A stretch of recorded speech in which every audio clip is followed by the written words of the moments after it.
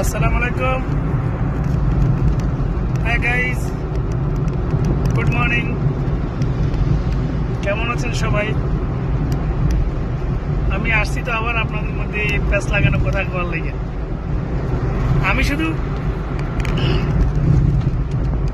শুধু বলতে চাই কি, দেখেন আমি আজকে সকালবেলা দেখছি আমার রিলেটিভের মধ্যে আমার বড় ভাই, আমার ফ্রেন্ড আছে অনেকেই, হ্যাঁ, আর মধ্যে আমার পাড়া প্রতিবেশী ভাই বন্ধু অনেকেই আছে।